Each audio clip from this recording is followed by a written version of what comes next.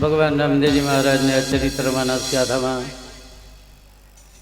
પધારેલા આપ સૌનું સ્વાગત. વિશિષ્ટ વાત, કારણ ધણી રામદેવજી મહારાજ આપ સૌ પરમ ઉપાસકો, પણ મેં આપને કહેલું એમ લોહ ચુંબકની ગણે કોઈ તત્વ તમને મને ખેંચી રહ્યું છે, નહીતર આ બને નહીં.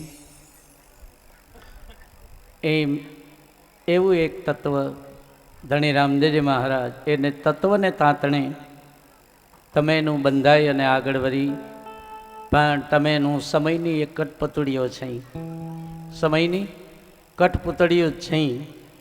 ધણી નચાવે એમ નાચવાનું. અને હેમતરામ બાપુએ આવું આયોજન કર્યું આહિર સમાજની વાડીમાં. આપ બધા પધાર્યા, પણ મારા વિશિષ્ટ આદરણીય બે મહાનુભાવો જેને અમે ધણી રામદેવજી મહારાજની નિશ્રામાં, કારણ ધણી રામદેવજી મહારાજે કહ્યું છે શું, દિલડાની વાતું કોક ભેદુને કહેવાય, એને ચોરે ન ચર્ચાય, આ તો ચિત્તની વાતું શંકરા. જેવું જેને એકબીજાના ચિત્ત હૃદય ભાવ એક થઈ ગયો એવા આદરણીય અમારા કેશુભાઈ પટેલ અને શામજીભાઈ પટેલ બતાવ્યા. હું શબ્દમાં એનું સ્વાગત કરું, તમે એનું જોરદાર તાલીઓના ગડગડાટે વધાવીએ. ધન્યવાદ, ધન્યવાદ, ધન્યવાદ. પધારો બાપ. હું તમે આવી ગયા મારું ધ્યાન હતું, પણ પછી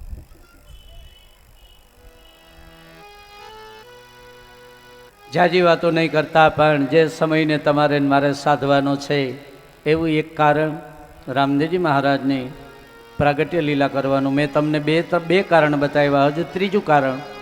નહીતર આ અવતાર થવાનો નહોતો, સીધો કલ્કી અવતાર.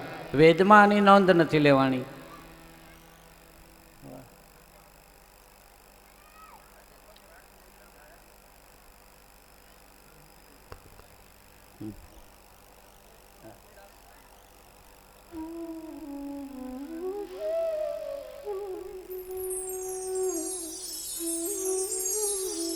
ત્યારે લખાણું એક ત્રીજું કારણ.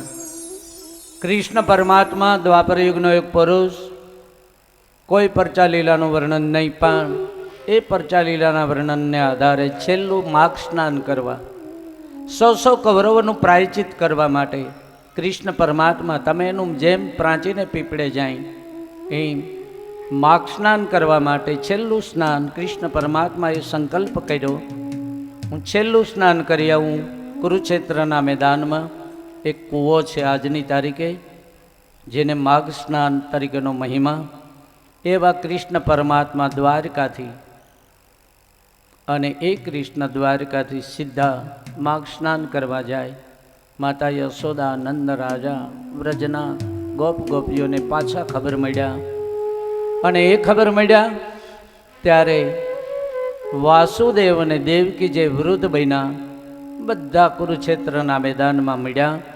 અને બધા કુરુક્ષેત્રના મેદાનમાં મળ્યા પછી માતા યશોદા ને કૃષ્ણ મળ્યા જોઈ આંખમાંથી અશ્રુની ધારા છૂટી. વાસુદેવ અને દેવકીની કુખેથી જન્મેલા કૃષ્ણ માની આંખમાં અશ્રુની ધારા જોઈ અને કૃષ્ણની આંખમાં સહજ બિંદુ આવ્યા. સજનો, આપને પોકાર કરીને વારંવાર ચેતાવું, હરિનું સ્મરણ કરતા તમે જે તે દેવને માનતા હોય એ દેવની સામે નજર સમક્ષ ઉભતા તમારી આંખમાં સહજ અશ્રુના બિંદુ આવી જાય, અશ્રુની ધારા છૂટી જાય. કોઈને પૂછતા નહીં, નક્કી કરી લેજો મારો હરિ આવી ગયો, મારી માતાજી આવી ગઈ. આ મોટું પ્રમાણ છે, આ મોટું પ્રમાણ બાપ આ ધણી રામદેવજી મહારાજ. પણ એક વાત શું,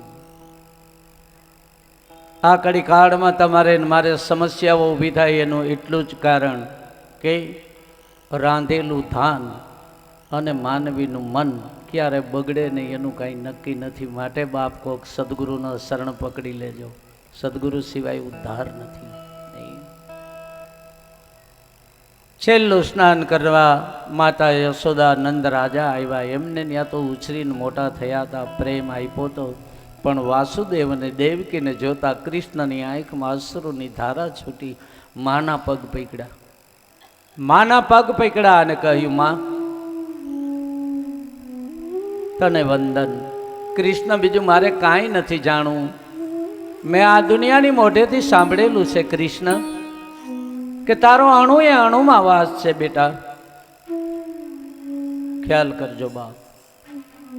એક માં જગતના બ્રહ્મને એક પ્રશ્ન શબ્દ પૂછે છે કે દીકરા તારો અણુ એ અણુમાં વાસ છે. મારે તને એટલું પૂછવું છે, હે કૃષ્ણ, તારી 108 પટરાણી જોઈને હું રાજી થઈ છું. પણ બેટા મારે એટલું તને કહેવું, જો તારું એ અણુમાં વાસ હોય ને તો આ પેલા તારા પેલા મારી કુખેથી જન્મેલા મારા 7 સંતાનો મામા કંસે મોતને ઘાટ ઉતાર્યા. હે કૃષ્ણ, એ મારા હાથે દીકરાઓના હાથમાં ક્યાં છે એટલું મને કે. આ માં છે અને માં જ આવું કહી શકે. તેથી કૃષ્ણ કહ્યું, માં જીવન અને મરણની બાજી બે મારા હાથમાં છે, રેવા દે માં. કે ના બેટા, જો તારું અણુ એ અણુમાં વાસ હોય તો મને એટલું કે આ પેલાના 7 સંતાનો. ત્યારે કૃષ્ણ પરમાત્માએ કહ્યું, સજનો પોકારીને કહું, તન કી જાણે મન કી જાણે જાણે અંતર કી ચોરી, તેરી મેરી ક્યાં છુપી રહે, जिनके हाथ में जन्म मरण की डोरी है. એવો કૃષ્ણ. કૃષ્ણને 2 વખત જ પૂછાણું મહાભારતની માલિકો. એક અર્જુને જ્યારે અભિમાન્યુનો હાથમાં ગયો ત્યારે અર્જુનને પૂછ્યું, અને એક આજ પોતાની જન્મદાતા માં યશોદાને ત્યાં ઉછરીને મોટા થયા પણ દેવકીજીએ પૂછ્યું અને કહ્યું, મારે એવા દેખ બેટા, મને એટલું કહી દે. અને તે દી કૃષ્ણએ કીધું કે માં, કારણ તારી કુખેથી જન્મેલા 7 સંતાનો અત્યારે પાતાળ લોકમાં રાજા બળી રાજાને ત્યાં રહી અને સપ્ત ઋષિઓની ભૂમિકા ભજવી અને હરિનું ભજન કરે. માં તારા સંતાનો હલકા ન હોય બાપ.